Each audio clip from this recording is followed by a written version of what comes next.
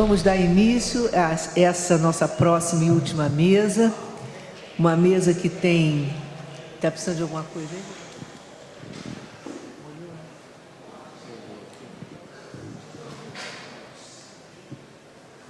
Uma mesa que tem como sentido o lançamento do livro que Renato Rovai, está aqui ao nosso lado, e Sérgio Amadeu escreveram sobre como combater o fascismo nas eleições e sempre.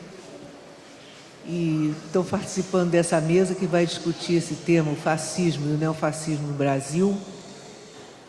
Estão aqui na mesa Renato Rovai, um dos autores, que é jornalista, fundador e editor do site Fórum, da revista Fórum, que antecedeu o site. O Rovai é doutor em comunicação, ele tem vários livros.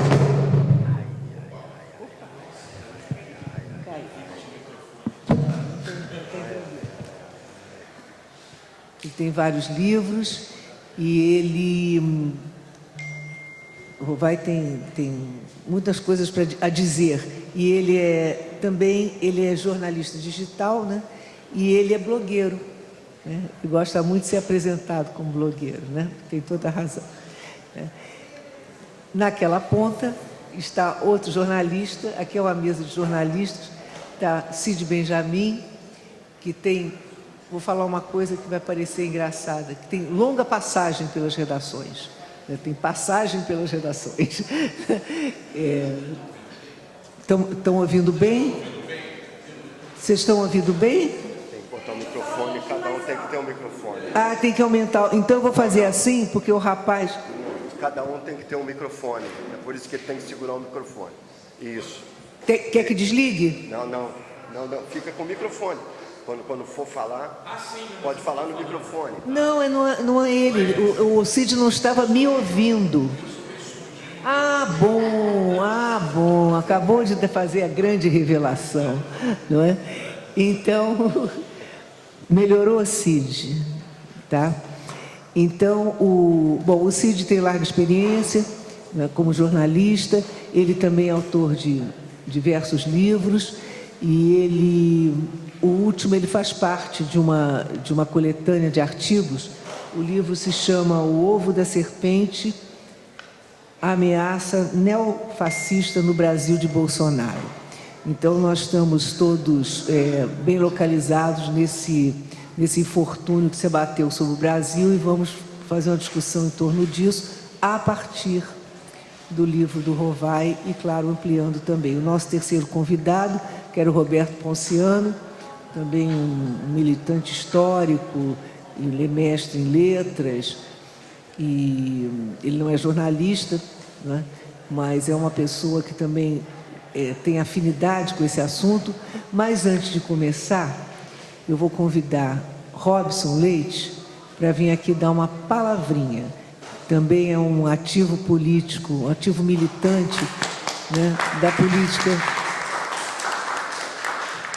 do nosso campo. Não, ele não vai compor a mesa. Cuidado para você não cair. Ele não vai compor a mesa, né? Mas ele antes vai dar uma palavrinha. Claro. Obrigada, Robson. Claro, Marilza. Obrigado pelo carinho, querido Rovai, Cid Benjamin. E muito rapidamente, acho que esse debate é extremamente oportuno para o momento que a gente está vivendo, os desafios que se impõem, não apenas os desafios eleitorais, que por si só não são pequenos, sobretudo aqui no Rio de Janeiro, mas os desafios que virão a partir do processo eleitoral. Eu digo isso por dois elementos. Primeiro, porque o Rio de Janeiro tem uma grande responsabilidade para derrotarmos o fascismo, porque o ovo da serpente foi chocado aqui no Rio de Janeiro. Bolsonaro foi o deputado federal mais votado em 2014. Importante lembrar isso. Já saiu se lançando candidato a presidente. Nós que não acreditamos, porque seria certamente mais uma fake news de tantas que ele contou ao longo da trajetória dele.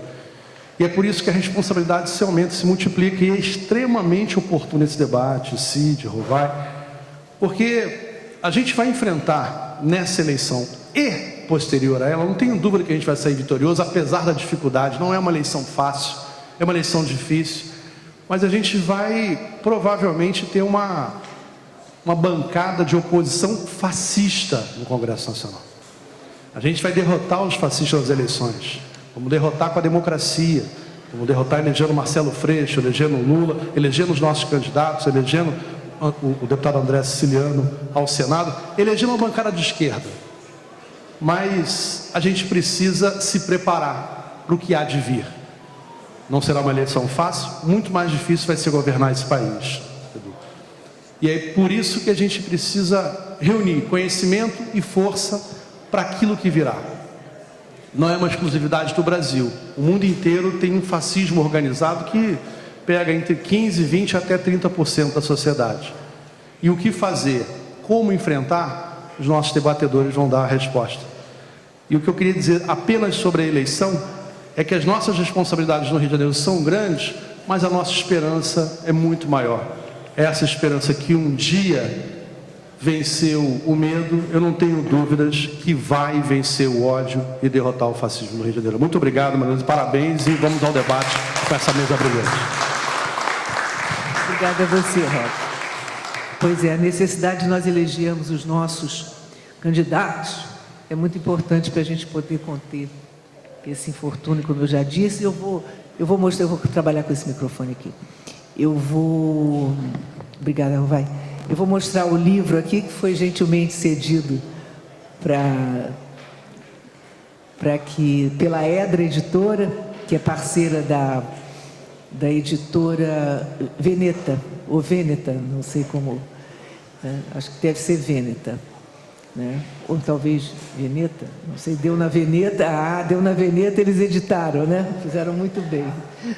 Então, tá bem, então esse aqui é o livro. Então, essa mesa, ela precede o lançamento aqui no FLIV, no Festival do Livro Vermelho. Bom, então, nossa dinâmica vai ser a seguinte: 15 minutos para nosso convidado Cid, tá bem? E depois Rovai fala, e aí, claro, naturalmente que você tem mais tempo, porque você é o protagonista, não, que se sinta mais à vontade, né? Eu também me limito aqui a fazer a mediação.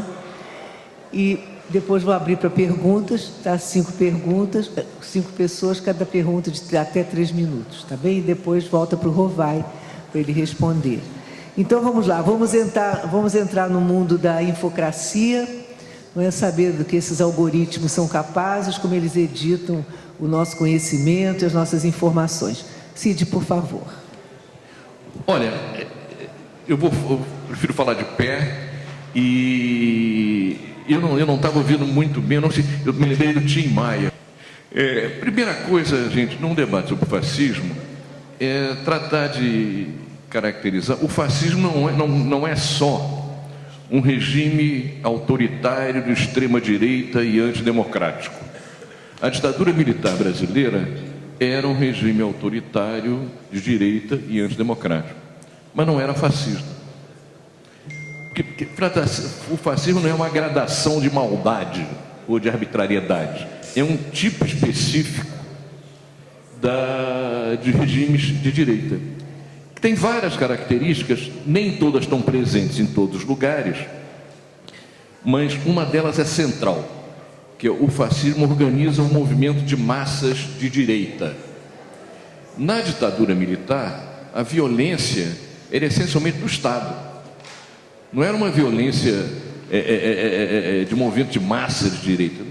Pode ter havido ocasionalmente, mas um episódio, por exemplo, como esse do Foz do Iguaçu, em que um militante do PT foi assassinado por um bolsonarista, revoltado pelo fato do mote da festa de aniversário ser Lula, PT, etc., o fascista, para ele, isso é inadmissível. Ele foi lá armado, disposto a acabar com aquela festa, entende? Na ditadura militar, a violência era essencialmente do Estado. Não estou dizendo que é melhor nem pior, mas era um tipo de situação diferente. E, de um ponto de vista, é pior, o fascismo. Porque ele mobiliza pessoas num movimento grande, de massa, entende? Que leva a que os vizinhos sejam hostilizados, os parentes sejam hostilizados, etc, etc, etc. E o grau, então ele estimula um grau de intolerância na sociedade que é uma coisa muito grave e que exige, inclusive, um tipo de enfrentamento mais cuidadoso. Quer dizer, no fascismo é essencial, para enfrentar o fascismo, você também criar um movimento de massas amplo em defesa da democracia. Entende? De certa maneira, sempre é bom um movimento de massas em defesa da democracia. Não estou dizendo que às vezes a gente possa prescindir. O ideal é que ele sempre existisse. Agora, no fascismo é essencial esse tipo de coisa. Para combater o fascismo é absolutamente fundamental esse tipo de coisa. Muita gente se pergunta onde é que estava essa gente que hoje aparece como saída das catacumbas e são tão intolerantes assim.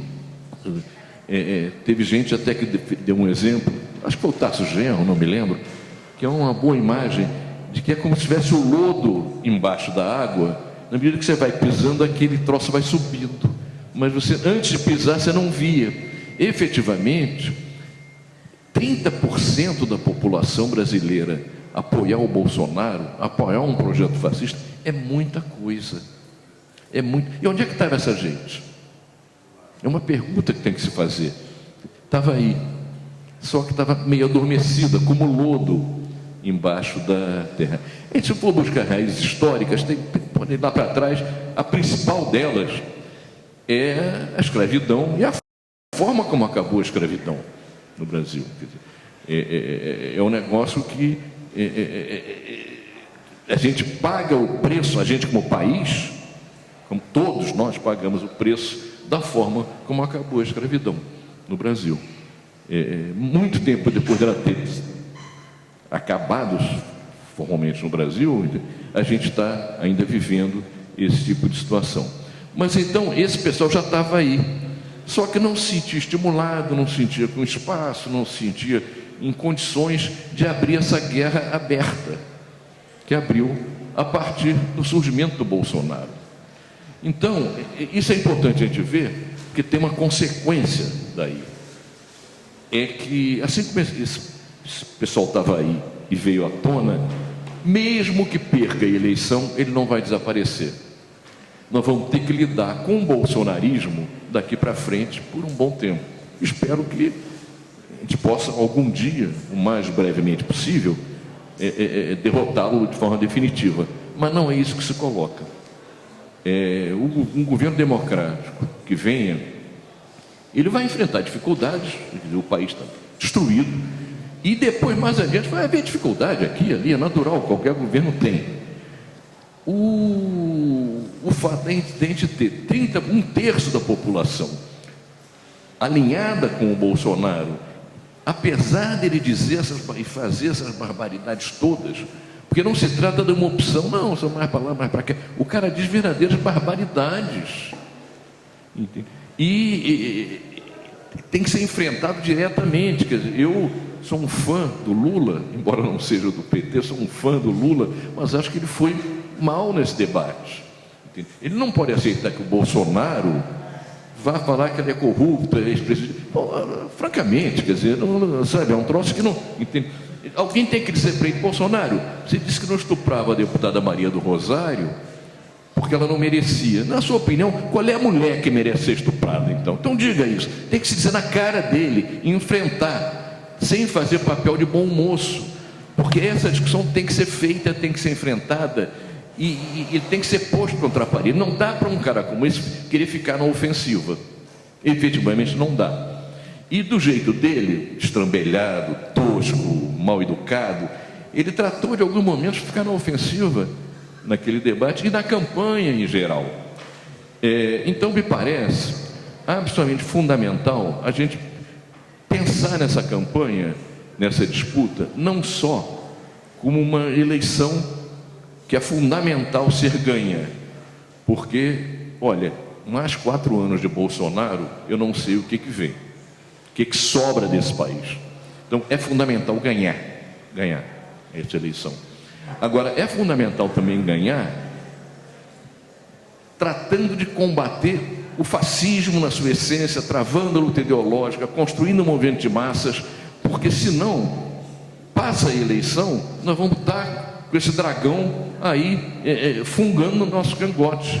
Então, quanto mais a gente puder usar a eleição para educar, para botar como questões centrais, as que efetivamente são questões centrais, eu, por exemplo, confesso que tenho uma certa implicância com as chamadas pautas identitárias. Eu sou a favor de todas elas, mas não sou a favor que elas ocupem um elemento central na política. Isso é muito bom para eleger um deputado e tal, aqui, uma deputada, tem que ter mais mulher, temos que ter mais mulher? Temos, mas não é qualquer mulher.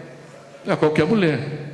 Entende? A Tebet até é razoável, a outra é uma fascista, que participou do debate.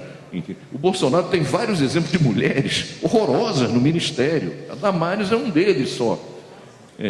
Negros, a mesma coisa. O cara está na Fundação Palmares, francamente, sabe? Quer dizer, então, essa coisa do identitarismo é algo que é bom que venha, que venham pautas identitárias, mas o identitarismo não pode substituir as questões centrais da luta de classe, da luta política, etc. Entende? Sob pena da gente ficar desguarnecido do ponto de vista de construir uma alternativa efetivamente democrática no país. É uma eleição dura, essa. É uma eleição... Você me avisa? Quanto? Quanto? Mais? Não, porque eu não quero atropelar o tempo. Quanto? Sim. Tá. Enfim, eu não sei o que seria do país com mais 4 anos de Bolsonaro. Realmente não sei. Acho que ninguém pode prever. Sei que não pode ser que não sobre pedra sobre pedra. Por outro lado, a própria eleição não está garantida. Aparentemente não há espaço para o Bolsonaro puxar o exército para um golpe de Estado. O exército não está muito afim, as classes dominantes também estão refratárias a assinar, até bancos assinaram manifesto pela democracia. O Departamento de Estado americano, pela primeira vez da vida, disse que não quer saber de golpe na América Latina. Então, aquele golpe clássico, ele parece que não tem muito espaço para acontecer. Agora, um golpe ao estilo daquele da Bolívia é diferente. Na Bolívia, o exército fica nos quartéis. Parece que o comandante do exército foi regiamente recompensado por isso. E o golpe foi dado por milicianos e policiais, fazendo violência, etc. e tal. Isso, não sei, quer dizer... De outro lado, não é impossível que o Bolsonaro e seus milicianos, por conta da pandemia, por conta de qualquer... tratem de aprovar no Congresso alguma coisa do estilo de estado de emergência e tal, e tentar adiar as eleições. O que caracterizaria um golpe. As eleições têm que se realizar, e quem hoje fala contra a urna eletrônica, você pode carimbar, é um golpista. O TSE errou profundamente, até teve boa vontade, querendo conversar com os militares. O papel de militar em eleição é conduzir urna. Eu não tenho que se meter em fiscalizar coisas, isso é papel da justiça eleitoral. E abrir uma brecha para isso, que está custando caro. Cada vez mais os caras botam uma coisa, outra coisa. Mas, enfim, é uma eleição complicada, talvez a mais importante dos últimos tempos, que não envolve só mudança de governo. Ela pode envolver mudança de regime. Uma vitória do Bolsonaro consolidaria um período de contra-revolução no país, mais do que um governo contra-revolucionário ou de direita. De forma que é uma eleição absolutamente fundamental. Digo também outra coisa que não agrada a alguns amigos meus. Cid, agora faltam 2 minutos. Tá. É claro que é direito de qualquer partido lançar seu candidato próprio à eleição em 2 turnos, não questiono isso. Agora é preciso fazer uma avaliação política também. O que o Bolsonaro quer? Ele quer criar confusão, para a partir da confusão melar o jogo, virar a mesa, não perder na eleição. Quem acompanha futebol, eu acompanho e gosto muito, um jogador que o Flamengo teve, jogou no Vasco, jogou no Santos, em São Paulo, Almir Pernambuquinho. O Almir Pernambuquinho jogou no Flamengo, e num jogo final do Campeonato Carioca, ele era Flamengo e Bangu. O Bangu até tinha um time melhor que o Flamengo, o Almir jogava pelo Flamengo, mas o Castor de Andrade era o presidente ou o dono lá do Bangu, e ele comprou o goleiro do Flamengo. Então acabou o primeiro tempo 3-0 para o Bangu. E o Almir estava revoltado porque o goleiro estava comprado. E ele disse, esses caras não vão dar a volta olímpica. E começou o segundo tempo, ele desandou a dar porrada em todo mundo, e o jogo não acabou. O Bangu foi declarado campeão, porque estava ganhando de 3-0, não foi ele que criou a confusão. Eu tenho a impressão, pelo que o Bolsonaro demonstra, que ele vai dar, que ele, se puder, vai dar uma de Almir Pernambuquinho. Não deixar a oposição democrática dar a volta olímpica. Se ele puder virar essa mesa, ele vira, criando confusão, etc. Então, nesse momento, então, é importante que eu não quero falar para os candidatos que não têm chance de chegar ao segundo turno. É um direito deles, Cid, etc. agora mas eu quero, está dando os 45 minutos do segundo Eu quero turno. falar para os eleitores dele. O Bolsonaro terá muita dificuldade em virar a mesa se ele perder no primeiro turno. Porque aí estão eleitos também os deputados que o apoiam. A base toda dele está eleita aí. Ele não pode anular, dizer que foi fraudada para presidente, não foi fraudada para deputado. Então, ganhar o primeiro turno é uma coisa essencial para se dificultar uma virada de mesa do Bolsonaro. Nesse sentido, tá bom, o Ciro quer manter a candidatura, mantenha, etc. e tal. Mas o eleitor do Ciro, que sabe que o Bolsonaro é o que há de pior, eu acho que ele, ou pelo menos parte dele, uma parcela desses eleitores, vai repensar e dizer, porra, será que vale a pena não liquidar essa parada logo? Entende? Não é que o risco do bolsonarismo vai desaparecer, não vai, ele veio para ficar, pelo menos um bom tempo, mas pelo menos nesta eleição é mais difícil melar e querer invalidá-la. Eu vou ficar por aqui, certamente vai depois uma intervenção do plenário, e quero ouvir também aqui o Rovai, mas eu fico por aqui porque eu já falei, enfim, o tempo que me era concedido. Cid, muito obrigada. Muito obrigada. Bom, é só uma correção aqui. O nome do livro correto é Como Derrotar o Fascismo em Eleições e Sempre. Eu tinha falado como combater o fascismo. Vamos combater e derrotar. Rovai, é com você. Obrigada.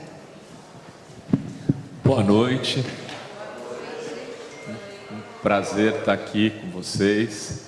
Agradecer ao convite do Sintitel, da organização da Feira do Livro Vermelho, e dizer que é muito instigante ter uma Feira do Livro Vermelho, né?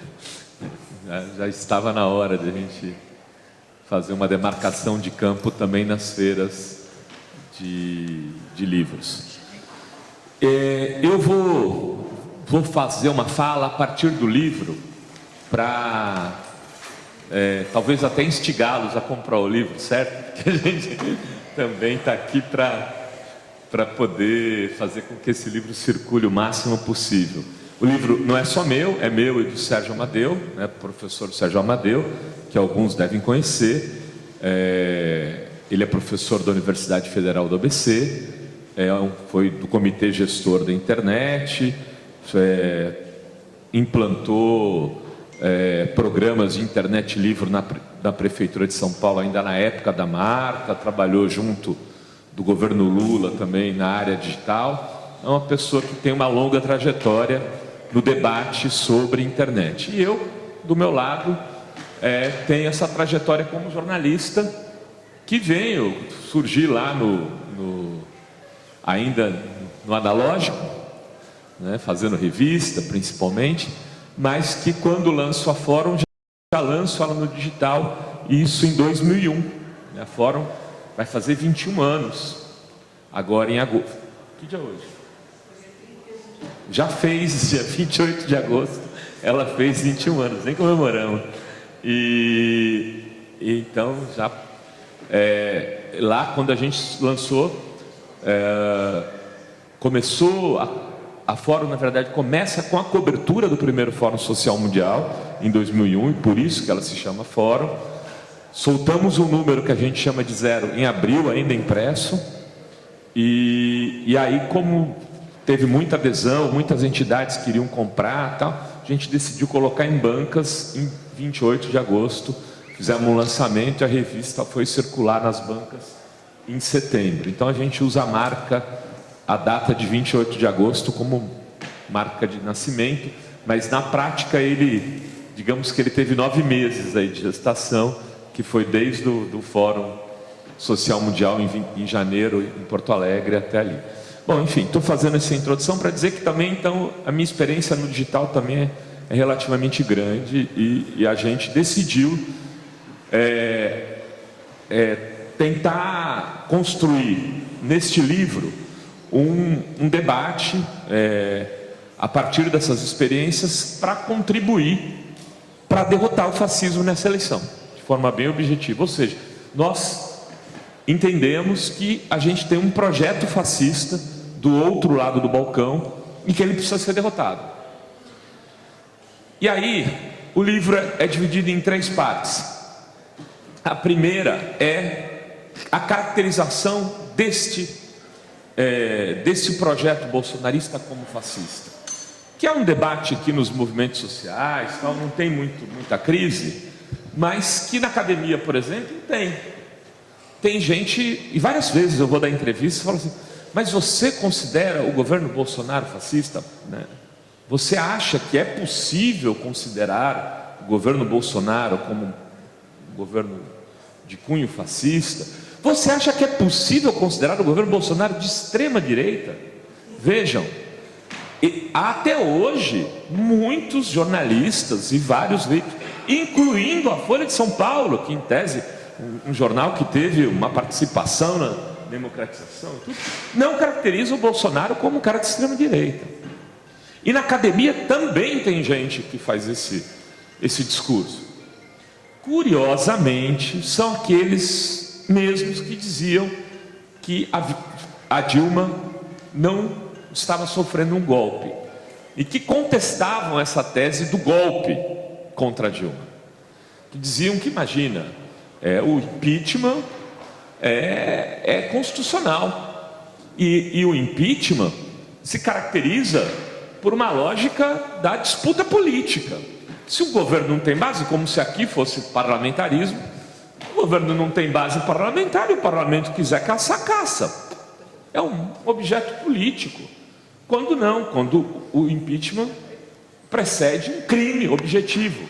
No caso da Dilma, acharam um crime, uma jurista, né, Janaína Pascoal, se pode se chamar de jurista, né, e o Miguel Reale, né, vamos fazer justiça, inclusive, no fim da vida, o Hélio Bicudo, que tinha tido uma trajetória de defesa dos direitos humanos, dos presos políticos, e que também assinou aquele pedido de impeachment. Ali se chocou o ovo da serpente, não talvez um processo parlamentar, mas no processo de massa, né? Quando as pessoas vão para a rua e organizadas a partir de onde? Não do parlamento. O parlamento tinha o Eduardo Cunha, inclusive, querendo negociar. Talvez, se o PT não tivesse votado lá o processo dele na comissão, a Dilma não tivesse sofrido impeachment. Eu não estou dizendo que seria consequência direta, mas ele estabeleceu, inclusive, isso como moeda de troca. Ele estava ali para negociar, se desse mais um ministério, talvez, ele respondesse aquela negociação de outra forma. O processo do impeachment é chocado a partir da internet, a partir das organizações de grupos no digital. Eu vou chegar lá, vou continuar na questão do fascismo, porque o segundo capítulo a gente vai tratar da internet, que é o território do neofascismo. Porque muita gente diz: olha, Rovai, uma boa, fascismo é nacionalista. Eu falo: pois é, inclusive o capitalismo dos anos 30 é exatamente igual ao dos anos 20 do século 21. Não mudou nada. os interesses são nacionais. Acabou. Nós estamos num mundo financiarizado e globalizado a partir da finalização, onde os estados nacionais têm muito menos poder do que as transnacionais, onde tudo se organiza de uma outra forma. Então, não tem como ter um movimento de extrema-direita mais nacionalista. Isso é uma aberração para um país do tamanho do Brasil. Você fala, olha lá numa ilhota X, ok. No Brasil não, o Brasil está incluído nesse mundo das grandes negociatas internacionais, do establishment mundial, das grandes corporações. Então não cabe um fascismo nacional. Então ele se revigora e se constrói sobre outras bases. O fascismo, a base do fascismo não é o modelo econômico, é a lógica do ódio. O que caracteriza é o nós contra eles. Inclusive tem um livro do Jason Stanley, não me engano, que é sobre... O título é o fascismo, como caracterizar o fascismo, alguma coisa assim. É um livro que fez muito sucesso aqui no Brasil. Jason Stanley, vocês derem um Google aí, vocês vão achar. Ele diz, o livro, o subtítulo é esse, o nós contra eles. Porque o nós e o eles depende da conjuntura, depende do momento histórico, depende das circunstâncias de cada lugar. De alguma maneira, o eles para o Hitler, o eles para o Mussolini, o eles para o Franco, o eles para tantos outros ditadores daquele período histórico que levou à Segunda Guerra Mundial, era o comunismo, era a esquerda. Depois também foram os judeus, os ciganos, mas de outro lado sempre estava um movimento contrário aos interesses dos dominadores, dos trabalhadores, mas com base de trabalhadores, com base popular e com base naquilo que a gente chama do homem comum. Inclusive, quando a gente fala homem, tem até uma questão de gênero. Em geral, os homens são mais base para o fascismo do que as mulheres. Historicamente, não só agora. Sempre foi. Esse homem comum que se sente injustiçado. E, entre outras coisas, a cultura é adversário do fascismo, lá e cá. Então, assim, estava vendo aqui, enquanto o Cid falava, o Bolsonaro estava fazendo um vídeo, eu não consegui ouvir o vídeo, mas li a legenda ali, na frente da UNILA, que é a universidade lá do extremo do Paraná, latino-americana, né, que o Lula criou. Aí o texto era o Bolsonaro comparando a UNILA com uma ponte, dizendo, olha, quando eles jogaram dinheiro fora nessa universidade, a gente fez uma ponte. O fascismo tem orgulho disso. Então, por exemplo, quando eu sou atacado, uma coisa que eu tenho lá no perfil, nem me apresento muito com isso, não faço questão, não falo que sou blogueiro, mas eu tenho o título de doutor em comunicação. E as pessoas me atacam sempre por isso. Eles são doutor em comunicação, só podia ser isso mesmo. Entendeu? Porra, se fosse engenheiro, se fosse administrador mas doutor em comunicação, professor, só podia ser professor, músico, só podia artista. O fascismo sempre teve esse segmento cultural como inimigo. Isso caracteriza lá e cá. E aí a violência, a brutalidade, né? A gente acaba de ver o assassinato do Marcelo Arruda no Paraná, numa festa de aniversário de 50 anos. Cara, é uma das coisas assim, mais brutais. O cara está numa festa de aniversário com a sua família, com o filho, com a esposa. O assassino chega, briga, vai e volta, vê todo mundo lá e mata na frente. E o que o presidente da República fascista faz? Questiona a vítima, né? E o que o irmão da vítima fascista faz? Vai falar com o presidente, porque o fascismo cega completamente. A gente teve agora a denúncia de 107 imóveis comprados pela família Bolsonaro nos últimos dias. 51 em dinheiro vivo. Olha, eu tenho 54 anos de idade. Sou de classe média. Então, muitos amigos, parentes, tal, já venderam imóveis, compraram imóveis. Na vida eu já ouvi. Eu só 2 vezes ouvi pessoas me dizer que venderam imóvel, porque comprar, amigo meu não compra com dinheiro vivo, mas que venderam com dinheiro vivo. E sempre contaram com uma coisa assim, cara, o cara chegou lá, tal, fechou o negócio e falou, ó, só que eu vou te dar dinheiro vivo. Sempre como um esquema, uma operação de difícil execução. Um deles teve que, queria vender o apartamento porque já tinha comprado o outro, falou, vou topar. Aí foi vender na garagem, o cara chegou com o carro, porque não compra imóvel com dinheiro no bolso, né? Tira da carteira e troca. É sacola, é mala. Com tudo isso, esses caras que apoiam Bolsonaro estão nas redes ridicularizando a denúncia, onde já se viu, só podia ter estudado na escola de Paulo Freire para fazer uma bobagem dessa e falar que é jornalista, entre outros argumentos. E aí, 2 argumentos, um deles, muito curioso, porque assim, como eu estou tuitando sobre isso, eles vêm me atacar e comentam. E aí o comentário, o mesmo, para vários, dizendo assim, eu sou de família italiana, isso é comum. O meu avô, quando veio, como ele tinha essa questão de ser pobre lá na Itália, ele não punha dinheiro no banco, assim, normal. Então ele sempre comprou imóvel assim, em dinheiro. E a família inteira faz isso até hoje. E aí você tem 30 comentários desse jeito, defendendo, porque virou uma defesa, né, uma linha de defesa deles. Outra linha de defesa é que no contrato está escrito moeda corrente nacional. Isso não é dinheiro vivo. Tinha que estar escrito dinheiro vivo, entendeu? Porque em vez de cheque ou transferência bancária, quando você põe moeda corrente nacional, que quer dizer dinheiro vivo, eles dizem que é outra coisa. Eles continuam defendendo, porque o fascismo tem essa característica. Como disse o Cid, na Alemanha, o vizinho denunciava o outro. Falava, não gostava, falava é comunista, sabia que o cara ia ser perseguidor judeu, mas não tinha problema. Ele cria, estabelece essa lógica do nós e ele na base do ódio.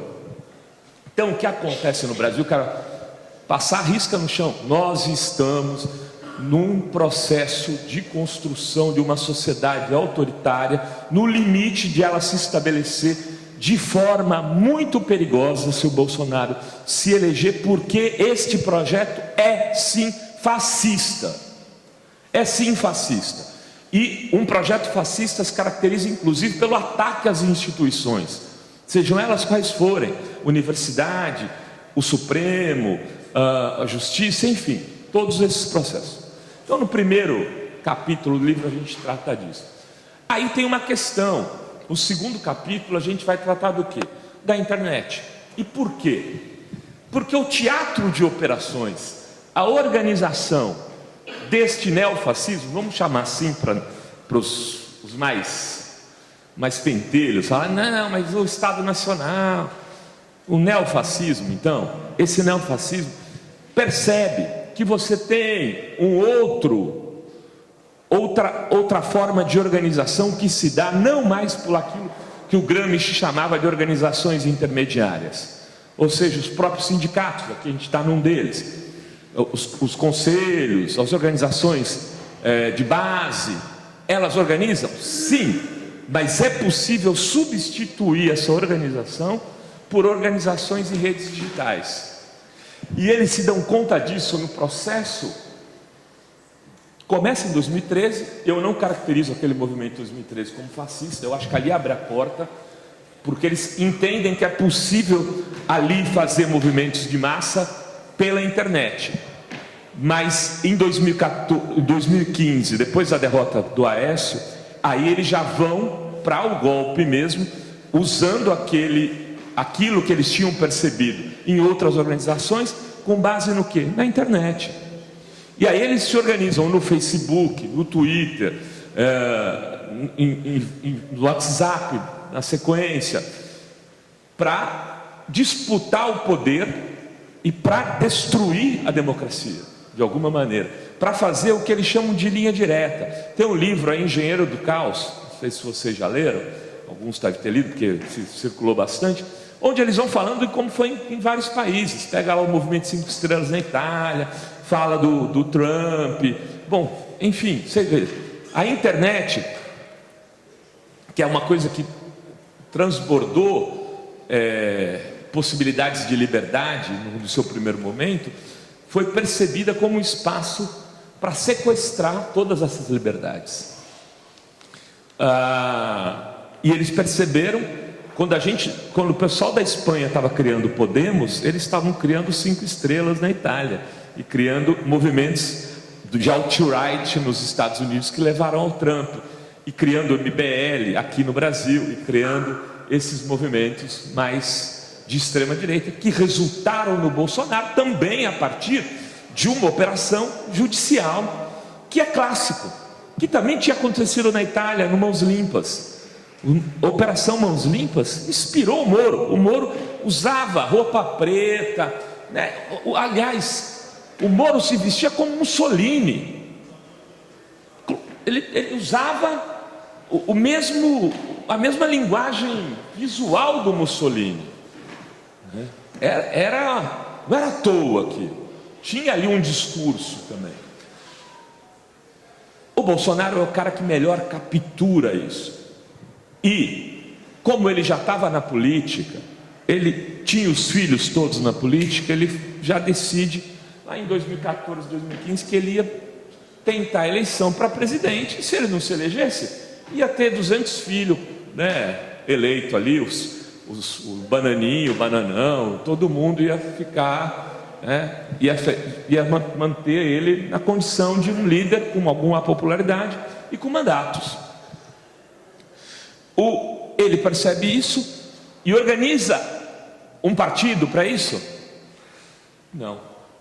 Organiza as redes, organiza na internet esse seu grupo. É ali que ele vai. Ele, vou usar aqui uma palavra, né, ele caga para a estrutura clássica do marketing político. O que ele faz? Ele pega um partido que tinha um deputado do Pernambuco, que era o dono, né? Acho que é só ele, se filia, não tinha ninguém, tinha 17, 18 segundos de tempo de TV, de rádio, e vai escolhendo em cada canto do Brasil influencers. Vamos chamar de influencers. Não pega deputados, ele pega assim, ó, Joyce Halseman, Janaína Pascoal, Alexandre Frota em São Paulo, Luiz, que é o cara que denunciou ele para vacina agora em Brasília, o Luiz Miranda. Esse cara fez a eleição inteira de Miami. Ele não vinha a Brasília, ele ficava de Miami falando: olha, eu tenho aqui comprando um celular aqui na loja, tal, $700. Sabe quanto custa no Brasil? $1.500. Vou mostrar para vocês a diferença, o preço aqui é imposto, temos que acabar com isso, meu nome é Luiz Miranda, número tal, vote em mim. Aqui no Rio de Janeiro, ele elegeu muitos deputados nessa linha, que tinham o que está hoje, tomou de 6-1 na cassação, que foi eleito agora vereador mais votado do Rio de Janeiro, o segundo mais votado, né? Acho que o Tarcísio foi o primeiro, Gabriel, né? Estuprador, esse vagabundo, se elegeu nessa linha, fazendo vídeo, defendendo o Bolsonaro e por aí vai. Kim Kataguiri. Ele montou em cima da internet, fez toda a estrutura política dele de discurso de ódio, porque era o discurso da antipolítica, mas da destruição do outro, sempre violento. Eles faziam ações violentas, intimidatórias. Era essa violência que dava combustível para a força deles eleitoral. Tem que ter um inimigo presente que você fala: precisamos destruir isso daí, que era o PT, era o Lula. E aí contaram, evidentemente, com a anuência do Moro e do sistema de justiça corrupto da Lava Jato, que colocou o Lula preso e não pôde disputar aquela eleição, porque talvez se o Lula tivesse disputado, o resultado seria diferente. teve uma facada no meio do caminho e ele ganhou a eleição. Eu desconfio, se aquela facada não tivesse acontecido, talvez o jogo fosse outro também. Isso vitimizou, principalmente entre as mulheres, o Bolsonaro, porque ele estava com uma rejeição muito dura no público feminino. Tinha lá, já se discutia aquela propaganda que está circulando de novo, dele agredindo a Maria do Rosário, a deputada Maria do Rosário. Circulava aquilo nos grupos de quadra, as mulheres ficavam horrorizadas, mas mesmo assim veio a facada e, pô, mas se deram uma facada nesse coitado é porque ele vai mudar o Brasil. Você entrava nos grupos de quali e ouvia isso. Se deram, olha, fizeram isso com ele é porque talvez ele seja uma pessoa, pessoas mais simples falavam isso. Ele ganha eleições usando a internet. E a gente então explica o que é isso, por que acontece isso, como funcionam os algoritmos, como funciona essa lógica de bolha, né, do que o Parisier chama de filtro bolha, que leva as pessoas a verem mais os seus semelhantes do que os diferentes, aqueles que pensam a mesma coisa, porque esses caras se fortaleceram nisso. Eles iam para o lugar e viam todo mundo falando anti-PT, vou acabar com a corrupção, então, cara, nós somos fortes. Isso é a organização da plataforma, que empodera grupos às vezes minoritários e perigosos. O cara acha que não é um crime ser pedófilo, porque todos da bolha dele defendem a pedofilia. Todo mundo é a favor disso na cabeça dele. Então a gente explica um pouco isso no segundo capítulo e vai para um terceiro, onde a gente que eu classifico como um guia antifa de ação digital, onde a gente fala, ó, o bicho é feio, certo? Mas é derrotável. Um dos haters, meus haters de estimação, lá quando eu lancei o livro, escreveu: gente, quando vocês estiverem com problema de autoestima, façam como o Rovai, lance um livro Como Derrotar o Fascismo. De alguma maneira ele está certo, que é um título relativamente ousado, mas é possível porque na história o fascismo é derrotado exatamente porque esse tipo de extremismo dele o isola também. Se ele não consegue capturar o sistema e operar com mão forte, ele não consegue ganhar no voto, ele tem dificuldade. Então, como a gente está indo para uma disputa ainda eleitoral, que eu considero decisiva para a nossa geração, para os nossos filhos, netos, enfim, irmãos mais novos, é possível derrotá-los, sim, no jogo democrático, enquanto eles não mudarem esse sistema. Porque se eles ganharem, o que será o dia seguinte, não sei de falar, pode ser mais 10 ministros do Supremo, nomeado por ele, vamos mudar o jogo, pode ser mudar as regras de eleição, mudar o sistema do número de deputados por estado, e aí você coloca as regras do jeito que você quiser para o teu benefício, acabar com essa coisa de uma reeleição só, colocar reeleição indefinida, transformar o Bolsonaro num projeto para 20 anos, e aí, já assimilado por setores externos que vão querer negociar com o Brasil do mesmo jeito. Tem uma verdade ali na conversa dos empresários golpistas. Olha, bichos, o mercado, o mercado não vê a ideologia do dinheiro. Eles vão negociar com a Arábia Saudita, com quem for, e vão negociar aqui, é só se tiver golpe. 6 meses, 3 notas na ONU, tal, e segue o jogo. Segue o jogo. E esse é um grande risco, mas é possível derrotá-lo, e aí a gente convoca, né, a organização de coletivos digitais para derrotá-lo. Nós vamos ter que derrotá-lo com seres humanos. Muita gente sonha que vai ter uma tecnologia de esquerda que vai derrotar o Bolsonaro nas redes. Não existe e não é preciso. Nós precisamos enfrentá-los nas redes de maneira organizada, como eles se organizam. Eles também têm organização humana, eles não têm só robôs, né? Eles têm grupos de Telegram para organizar, para disseminar mensagem, e nós muitas vezes ficamos naquela vontade de dizer, olha, acabou o tempo, né? Obrigada. Agora você, querido.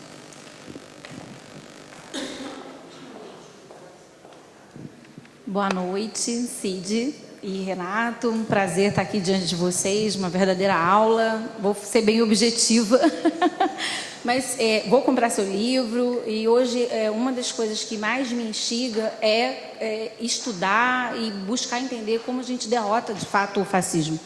Ainda que ele não venha a ser derrotado a médio e longo prazo, né? O bolsonarismo vai ficar, mesmo que não reeleito, como o Cid Benjamin já nos alertou aqui. Mas uma das coisas que eu venho observando em relação a esse debate de redes, de internet, eu mesma ali como uma militante individual, o tempo todo falando contra o Bolsonaro, demonstrando esses vídeos em que ele faz verdadeiras aberrações, pelo menos ao meu ver, né? E achando que à medida em que a gente divulga isso, a gente estaria chamando para o debate e a reflexão essas pessoas para dizer, não, eu não concordo com isso. No fundo, não é bem assim, não tem sido bem assim. O fascismo, ele de fato cega e ele também se demonstra de uma forma muito simples esse debate e ele acaba captando muitas pessoas que gostam dessa linguagem mais rápida, mais dinâmica e por isso talvez a internet seja hoje o campo de maior extensão, né, dessa modalidade. A minha pergunta é, até recentemente a Anitta, em apoio aí à candidatura do Lula, ela fez essa observação de que a rede ela é feita de algoritmo. E ela falou, falem mal ou falem bem, mas falem de mim. E como se isso fosse algo que elevasse a discussão, mas quase que favoravelmente a aquela figura que está em debate. E em razão disso, eu até cancelei na época o meu Facebook, porque eu entendi que falar do Bolsonaro nesse momento traz para ele, vamos dizer assim, luz, né? Joga luz a ele enquanto candidato. Até que ponto isso é uma realidade na rede ou não? E se nós devemos aqui, enquanto militantes, seguir apontando os equívocos deles, os graves equívocos deles, ou se nesse momento é melhor silenciá-lo e falar das nossas pautas, falar daquilo que a gente acredita como sociedade e busca de justiça social.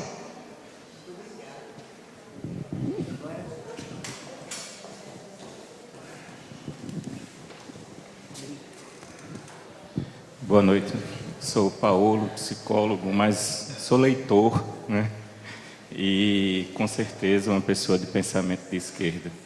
É engraçado que a gente vem para um debate, né, dentro de uma temática dessa. A gente vem para um debate, né, dentro dessa temática. E eu vivenciei terça-feira, era um momento de almoço, de trabalho, aquele intervalo, né? E ainda ecoava a mesa, não puxado por mim, diga-se de passagem, o debate. E aí começou-se um questionamento se Bolsonaro foi machista. Foi o início da conversa, né? E houve, evidentemente, pessoas defendendo a mesa de que não houve uma fala machista dele contra, né, a Vera Magalhães. Bem, não vou trazer os detalhes de nosso debate, nossa discussão, evidentemente que a gente foi por alguns vieses, e e isso enveredou para o tema do fascismo logo depois. Evidentemente, qualquer manifestação de ódio nos traz esse tema. E isso aconteceu quando eu faço um corte e digo para as duas pessoas que estavam defendendo uma fala não machista naquele momento. E aí eu coloco assim, então eu estou diante nessa mesa de dois machistas não gostam de que sejam rotulados como machistas, né? E aí, onde é que entra o fascismo na história? Nas argumentações veio que eu estava agredindo eles ao chamá-los de machistas. E a argumentação na sequência foi, Paulo, também não estão agredindo quando chamam o Bolsonaro de fascista? Isso não é uma agressão? Olha para onde não enxergam o Bolsonaro como fascista. Essa também não é a linguagem, porque existe a ideia do fascismo, o fascismo que a gente está falando lá, do nazifascismo, que tem um contexto sócio-histórico, né? E aí, Robai, você também traz essa tentativa de, não, vamos falar de um neofascismo, né? De fato, a gente precisa atualizar, porque é a mesma coisa de falar do neocapitalista, como se não estivéssemos falando de um capitalismo, né? Mas essa ainda não é uma linguagem que vem, ainda não é uma linguagem compreendida, como ainda não se compreende e se naturaliza falas machistas, como se ainda não se coloca de que fascismo é somente aquele do passado e que não se atualiza para o tempo presente e onde ele se manifesta e todo o ódio que ele carrega, né? Então eu trago aqui essas poucas e rápidas reflexões de uma mesa, de um almoço, que evidentemente, né, o desdobramento não foi o melhor possível, porque é um lugar difícil de se falar sobre isso, né? A rede também é um lugar difícil. Não vou me estender, mas só para dizer que as pessoas também precisam compreender que a luta nas redes não anula a luta das ruas, porque tem gente que pensa, quando traz uma fala de que a gente precisa ocupar o espaço da rede, a gente tem que ocupar todos os espaços, né? E isso às vezes não é compreendido até quando a gente convoca o lugar da rede e não entende que essa rede também é um lugar de convocar a ocupação às ruas, né? E a gente não pode abandonar esse espaço e esse lugar. Então, soma aí as palavras de vocês. Por favor. Vou falar daqui mesmo. Não, sabe o que é? Está gravando. Então eu vou te levar. Eu vou levar. É um segredo. É um segredo.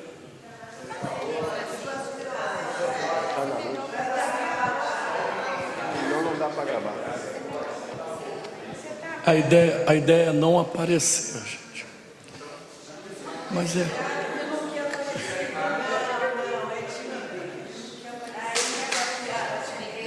A outra ficou nervosa. É rápido, mas acabaram algumas colocações que a nossa maior preocupação, a ideia de fazer esse evento. A questão, Cid, do vermelho foi essa mesmo. Isso vem da época da repressão, em que quando da ditadura a repressão levava o intelectual, o professor levava os livros para provar que ele era comunista, mesmo que fosse um romance, uma ficção ou um livro de matemática, e chamavam aqueles livros de vermelhos. Aí por isso também a gente aproveitou para chamar Festival do Livro Vermelho, para recuperar esses livros que enfrentaram a repressão. E é para demarcar mesmo, está mais do que na hora. Mas eu queria deixar uma pergunta aqui para os dois. Se a gente, mesmo com a eleição do Lula, eu acho que é isso mesmo, aqui o ovo da serpente está aí e vai se desenvolver. Essa coisa não vai regredir com a eleição do Lula. Isso só se muda, essa mudança vai exigir organização da esquerda, vai exigir presença da esquerda e presença inteligente, me desculpem o termo, da esquerda. E por isso é preciso retomar debates, é preciso retomar as aulas, é preciso de um esforço. Os companheiros enxergam algum projeto, nascedouro que seja, na esquerda, nesse sentido de uma organização e uma contraofensiva à direita? É isso.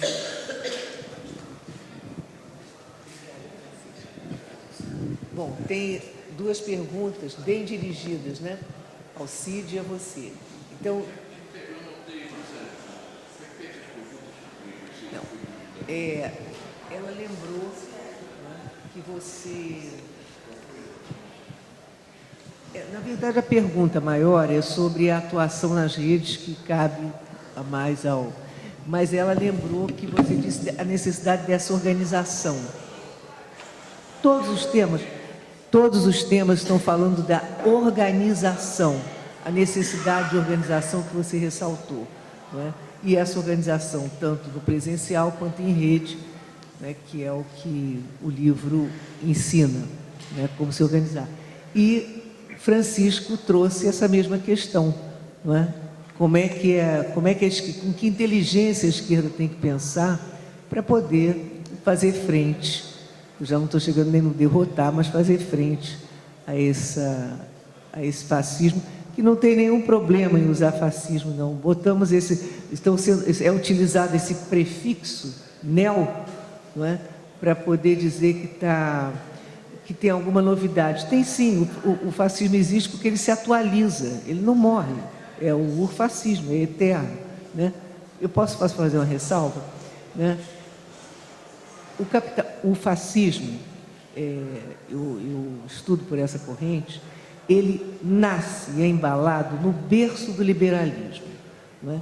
E ele aflora, é despertado quando o liberalismo não consegue mais responder às crises do capitalismo, crises geradas pelo próprio capitalismo, não é? Aí pronto, aí acorda um pequeno monstro, não é? E o monstro se diverte. O liberalismo, ele não tem problema em lidar com o nazifascismo. Algumas características, bom, eu não vou entrar agora, porque senão eu também vou parar de falar. Olha, então, eu quero dizer isso, que se tiver liberalismo, vai ter nazifascismo. Isso faz parte da natureza do liberalismo gestar esse tipo de monstro. Cadê?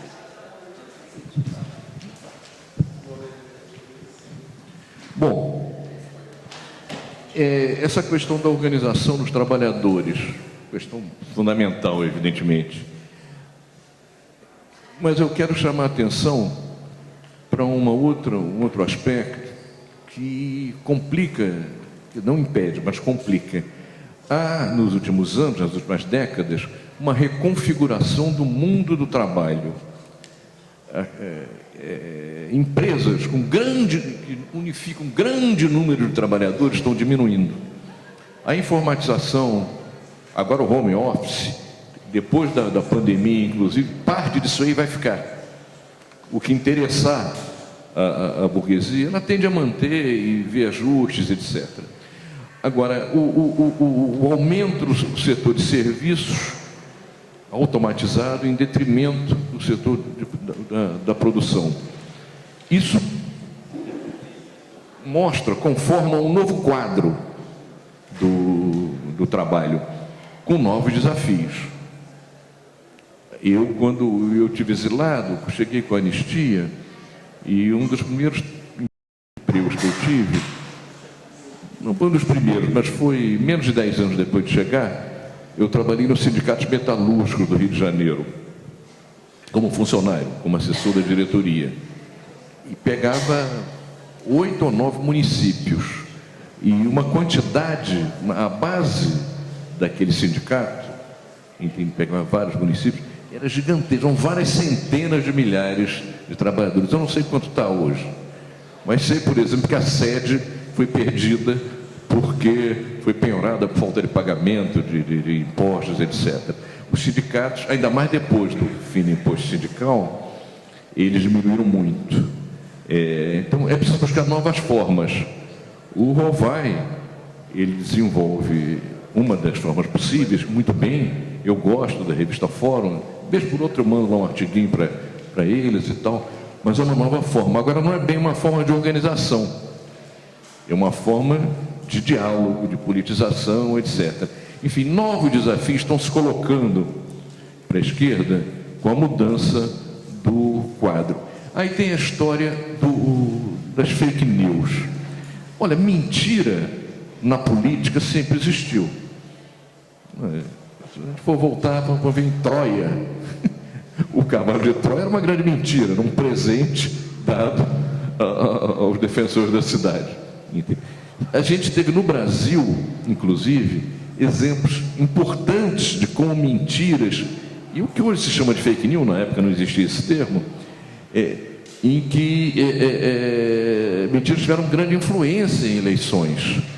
Na eleição, a primeira eleição presidencial depois da ditadura do Getúlio, depois do Estado Novo, havia 2 candidatos principais, o Eduardo Gomes, pela UDN, e o Dutra, que tinha sido um dos principais caras da ditadura, mas estava pelo PTB e apoiado, inclusive, meio por baixo do pano, mas pelo Getúlio.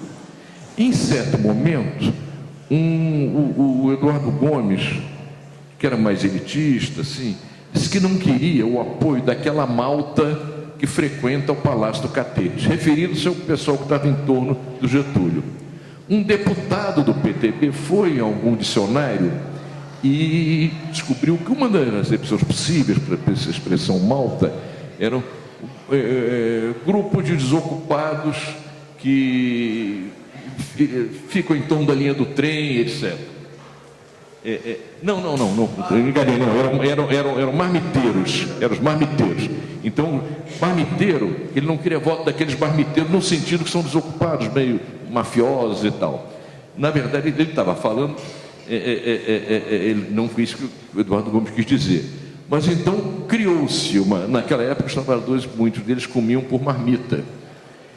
Criou-se então a lenda, a fake news, se quiser o termo de hoje. O Eduardo Gomes não queria voto de quem comia de marmita. Isso teve um impacto gigantesco. Em termos de... e aí a imprensa, eu falo como jornalista, é preciso se cobrar, inclusive, da própria imprensa. Eu dei aula em faculdade de jornalismo durante 19 anos.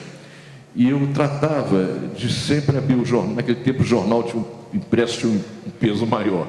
Mas eu abri os jornais para discutir com os alunos, informar, mesmo que eu dei aula em diferentes cadeiras, diferentes matérias, mas mesmo que não fosse uma coisa ligada, eu fazia questão de usar uma parte da aula para discutir isso, estimular a leitura de jornal e até tirar certas dúvidas, porque às vezes o aluno não lê economia, não lê política, eu não entendo disso, etc. Quando você vai e destrincha, ele vê que não é nada complicado, ele não sabe o que é balança de pagamentos. Se você explicar, ele vai entender imediatamente. Então, eu fazia isso. Eu trabalhava no Globo nessa época. Certamente eu peguei, na editoria de política, peguei uma edição do Globo do dia, que tinha na página 3, uma página importante do jornal, embora fosse abaixo da dobra, mas tinha até umas 3 colunas, talvez, uma matéria que tinha como título "Garotinho usou avião de traficante". Eu pensei, caceta, acabou. Era uma eleição presidencial, o Garotinho era candidato a presidente. Eu digo, bom, acabou a campanha do Garotinho. Tem ligação com... Aí você vai ver a matéria era a seguinte: o Garotinho, para fazer sua campanha, ele alugou um jatinho. Foi numa empresa que alugava jatinhos. E alugou um jatinho lá. Aquele jatinho era um jatinho de um traficante que tinha sido apreendido pela justiça e que, para não se deteriorar enquanto rolava a questão de tomar definitivamente ou não, a própria justiça determinou que fosse deixado sob cuidado de uma empresa que ia cuidar da manutenção e eventualmente alugar. Então, o jatinho que o Garotinho alugou, efetivamente era de um traficante. Agora, botar como título da matéria "Garotinho usou avião no traficante" é uma mentira, é uma sacanagem. Eu me lembro que eu cheguei depois no jornal e disse, porra, isso aqui, francamente, entende? É o fim da picada. Mas aquela coisa... Bom, e o Garotinho, claro, entrou na justiça, ganhou, mas já tinha passado a eleição. Ele foi prejudicado. Eu falo isso à vontade, porque eu nunca votei no Garotinho, e não pretendo votar, cada vez menos até. Mas ele ganhou na justiça, mas não adiantou nada. Então, é uma coisa absolutamente... essa coisa de fake news tem um adicional ainda que complica o jogo na internet, a fake news. Porque uma mentira do jornal o Globo, o Garotinho, naquele mesmo dia, ele viu e desmentiu, enfim, esperneou, entrou na justiça. Mesmo que não conseguisse reverter na justiça imediatamente, ele pôde usar os mecanismos que ele achava possível para tentar esclarecer o problema. No caso da internet é mais complicado.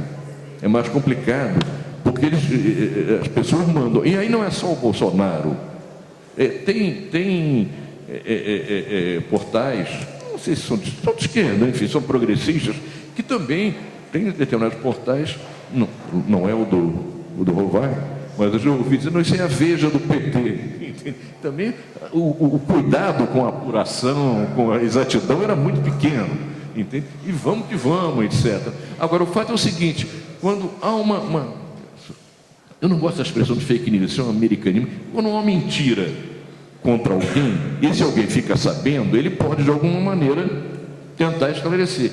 Agora, se ele não fica sabendo, mas a mentira chegou a centenas de milhares de pessoas, é uma encrenca. É uma encrenca. Eu vejo várias iniciativas, todas de muito boa vontade, vamos combater fake news, etc. Eu sou favorável a tentar combater, fazer o que se pode, mas nem sempre é possível combater com eficiência, porque vai para um público determinado, você pode não saber daquela história. Bom, por fim, a gente está discutindo sobre fascismo, o risco do fascismo com Bolsonaro e tal, mas eu me lembro de uma história que eu soube, que é real, não foi nem nessa eleição, acho que foi na eleição anterior, que o cara foi panfletar e a mulher disse, não, eu sou Bolsonaro. Aí o panfletador, um cara progressista, disse, pô, Bolsonaro é fascista. Aí a mulher disse, não me importa se ele é fascista, se ele é médico, se ele é engenheiro, se ele é operário. O fato é que esse vocabulário nosso é um vocabulário que serve bem para debate, mas não serve necessariamente para ser transposto para o trabalho de rua. O grosso da população não sabe, mesmo agora, depois de 4 anos de Bolsonaro, não sabe o que é fascista. Para a gente é um xingamento. Para a dona Maria lá, você não pode ser engenheiro, médico, operário, não importa se é fascista. Enfim, para ela era uma ocupação. Bolsonaro. Então, esse tipo de coisa, eu vejo alguns debates na televisão, o Ciro, ele atropela o telespectador com quantidade de números, entende? Mesmo os outros, o Lula falou várias vezes, não, porque a PGR, não sei, ninguém sabe o que é PGR, a não ser nós, entende? O próprio Ministério Público, precisa explicar, quando for num debate em TV aberta, tem que dizer o que é isso. Não dá para tratar, usar essas expressões achando que as pessoas sabem o que elas significam, não sabem. De maneira que, enfim, isso é complicado. Mas na base de tudo isso, de algumas dificuldades que nós estamos, está essa reconfiguração do mundo do trabalho, a que eu me referi no início. Na Europa, aí tem muito peso também da imigração. Cid, daqui a pouco podemos concluir? Tá. No peso da imigração, em alguns lugares, na França, que o Partido Comunista era amplamente majoritário, hoje quem ganha a eleição lá é Marine Le Pen. Entende? Por quê? E as pessoas mais hostis aos imigrantes, às vezes são operários que eram de esquerda, se consideram de esquerda, mas sentem ameaçados nos seus postos de trabalho. Porque chegam imigrantes. Eu morei 5 anos na Suécia, e entre os trabalhos que eu tive, eu trabalhei como peão, como operário braçal, num estaleiro. Era um pequeno estaleiro, só reformava barcos. E fui alvo desse tipo de comentário. Suecos mais velhos, que votavam na social-democracia, mas diziam, porra, você tinha que conseguir essas condições no teu país. Nós brigamos muito para conseguir isso aqui. Você vem para cá, vocês tinham que estar lá, etc. Enfim, a sensação dos caras é que vem gente de fora para desfrutar daquilo que eles batalharam muito para conseguir, entende? E ainda, o que é pior, na Suécia não tem disso. Para a França, certamente, muitos imigrantes aceitam trabalhar sem ter os direitos que os operários franceses conquistaram. Com isso, tomam a vaga do operário francês, que fica puto com os imigrantes. Porra, enfim, e hoje os imigrantes representam uma enorme parcela da força de trabalho menos qualificada na França. Enfim, são novas configurações aí que complicam o jogo e que são problemas, ou são, enfim, enigmas que a gente vai ter que resolver. Obrigada, Cid.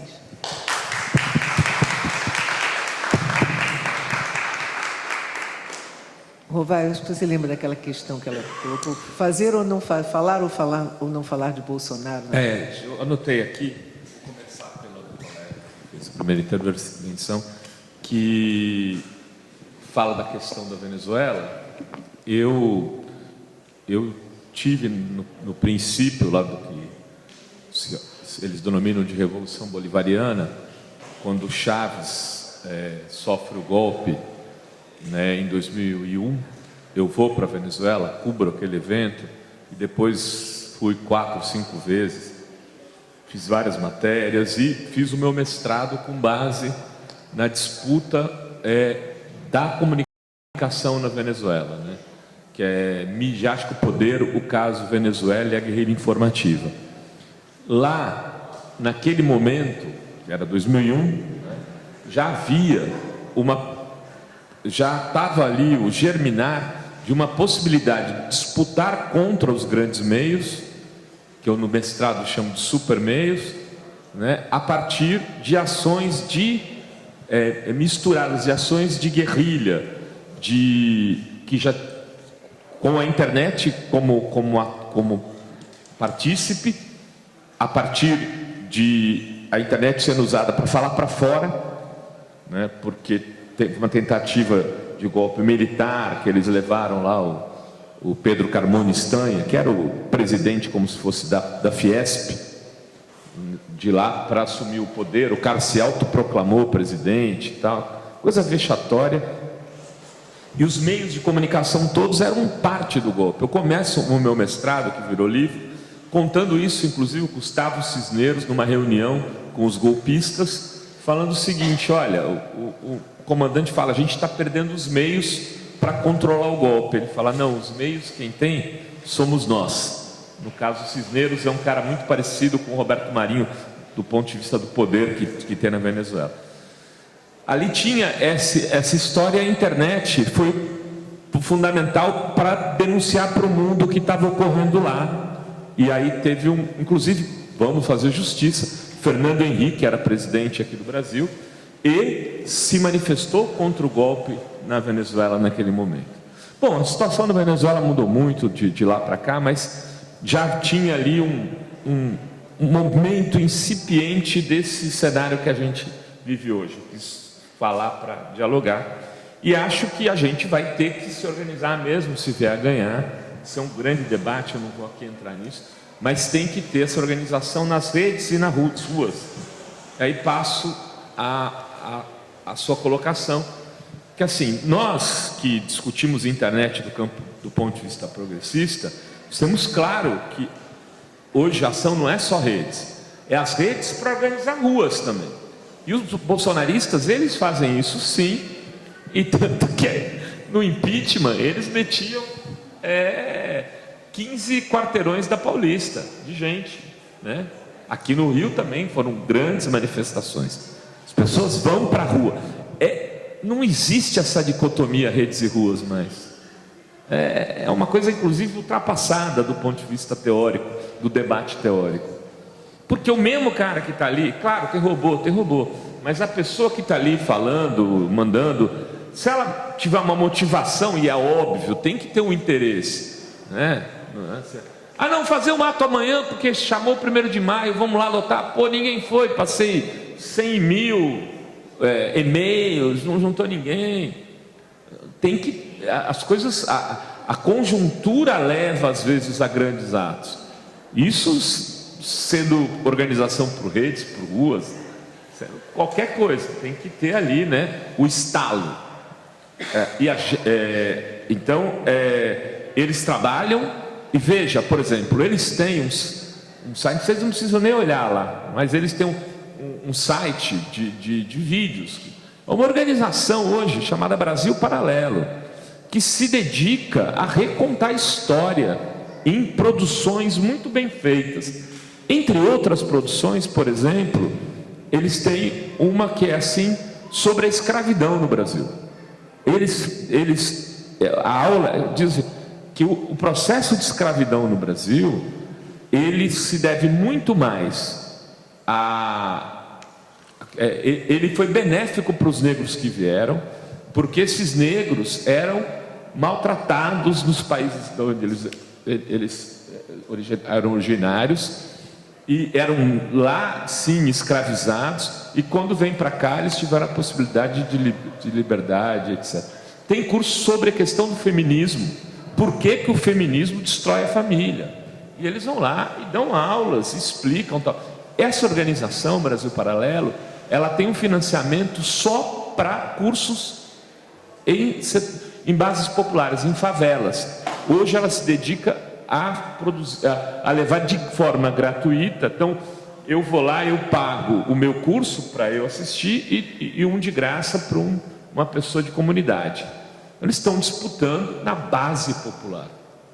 E a gente não está conseguindo. Com sei lá quantos mil sindicatos no Brasil, a gente não construiu isso. Seria, sabe, cada sindicato der R$1.000, dá para construir um negócio desse para disputar, né, no mínimo, com o Brasil Paralelo. Hoje você joga na Wikipedia, quase qualquer tema você vai cair no site deles, é como o primeiro indicado.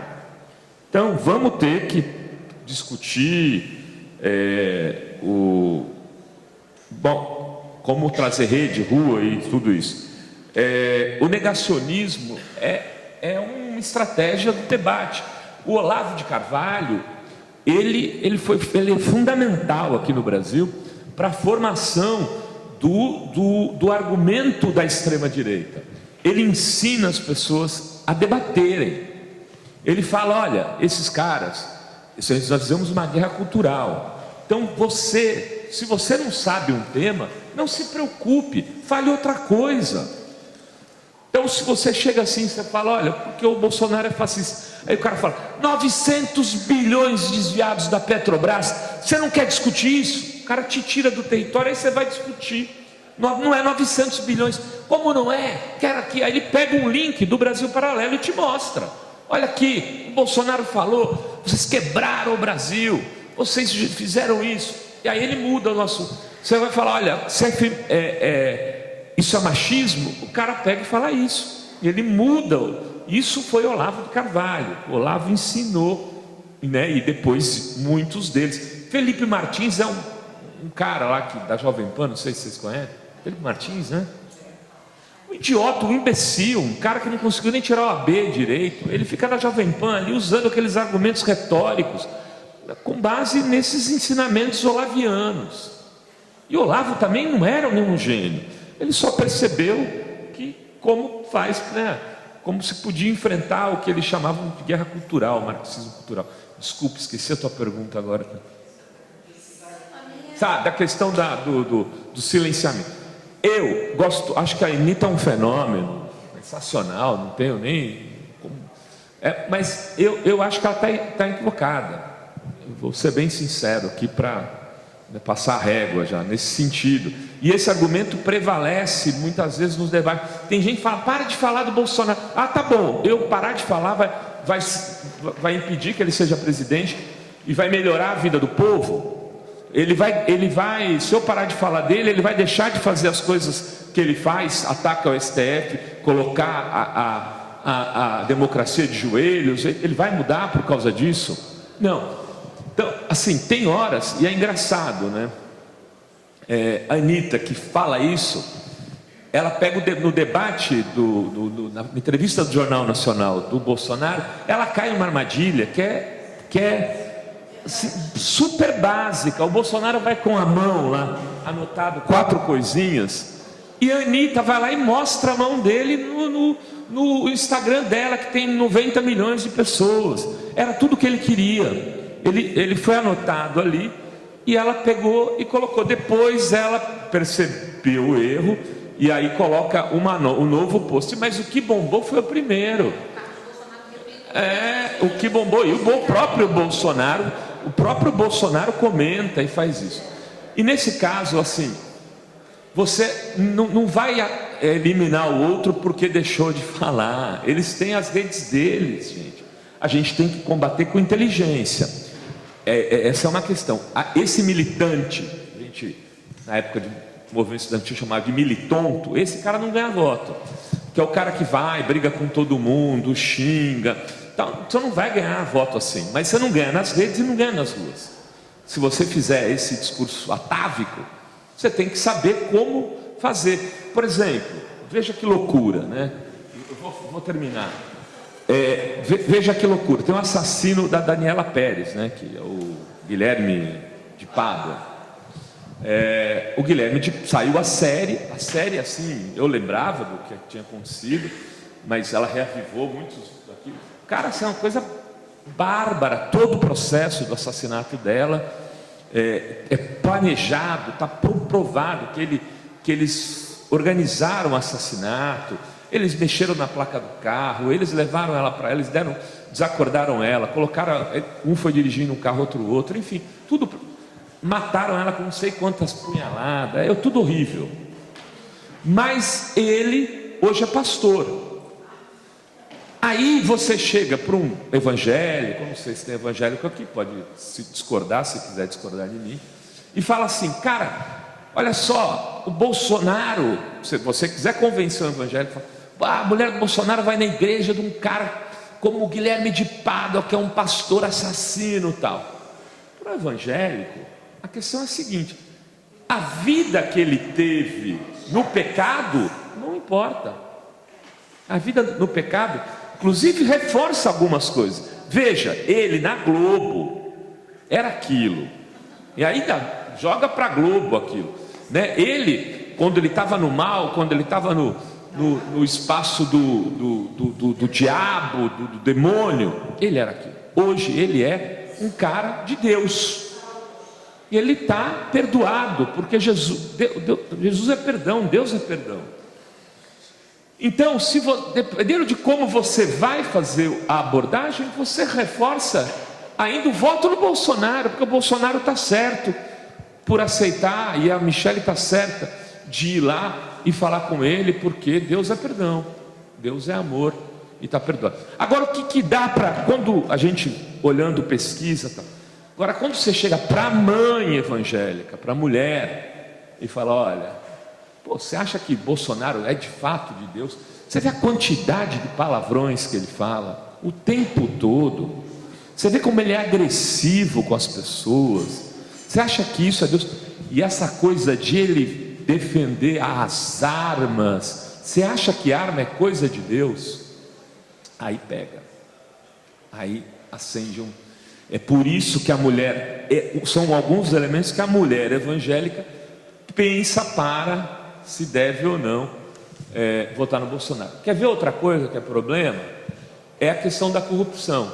Esses 100 e poucos apartamentos do Bolsonaro, para o voto indeciso, já teve uma coalha aí ontem, o pessoal fez, é o seguinte: reaviva a corrupção do PT. Porque o cara que vai, se você vai falar disso, o cara fala, mas o PT também teve corrupção, né? É difícil. Então a gente tem que ter, né, saber aonde a gente está e de que forma vai falar. Se a gente quiser disputar o voto, se a gente quiser dar um bico na porta e mandar todo mundo para os quintos infernos, também temos direito às vezes de fazer isso. Mas assim, na hora da agora, segura essa energia, entendeu? E vamos disputar mais esse voto indeciso. E vamos tentar estabelecer, ver qual o recorte e como você vai argumentar. O silêncio é ruim, porque eles vão falando sozinhos. 2018 mostrou que não dá para deixar eles falarem sozinhos. A gente sai do grupo, Renato saiu do grupo, beleza. O cara que é bolsonarista vai ficar falando sozinho. Que eu ganho com isso? Não ganha nada. Agora, você também tem que saber como funciona. Então eu acho que assim, eu não vou deixar de dar matéria do Bolsonaro na fora, porque se eu deixar de dar matéria do Bolsonaro, ele vai perder a eleição. Não, tem que denunciar, temos que falar das coisas absurdas, porque inclusive na classe média tem coisa que assusta. Esse questionamento dele, por incrível que pareça, da democracia, tem uma faixa da classe média que não gosta dessa violência, da ameaça de golpe. Tem, não é a maioria, mas ali tem uma franja de 10-15% que fala, porra, não gosto, tudo bem, mas vai com calma, né? Não, deixa, assim também não, exagerou. Então, o 7 de setembro, eu já encerro. Se porventura ele for muito violento, ele está numa sinuca. Ele ameaça, gralha, mas ele não vai para cima. Porque ele sabe que se for, primeiro, talvez o golpe... Eu acho que o golpe não se sustenta há 15 dias.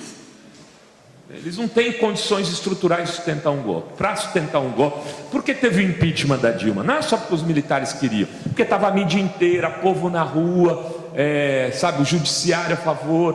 Tem que ter uma conjunção, internacionalmente também era favorável. Não tem isso, então eles não seguram. E ao mesmo tempo, se ele fizer alguma coisa mais violenta e for para a eleição, ele perde voto. Então eles também têm os limites deles. Enfim, é isso.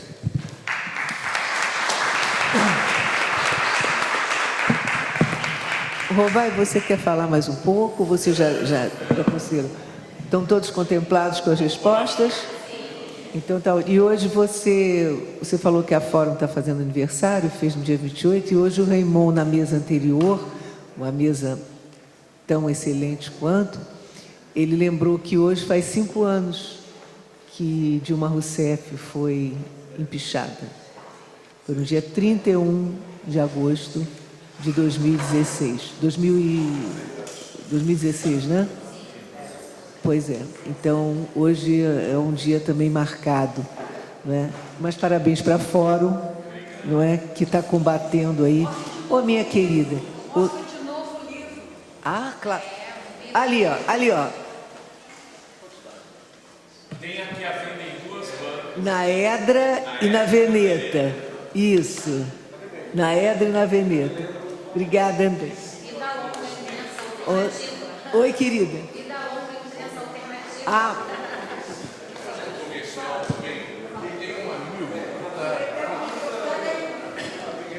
Porque tem uma banquinha ali com 4 ou 5 livros meus.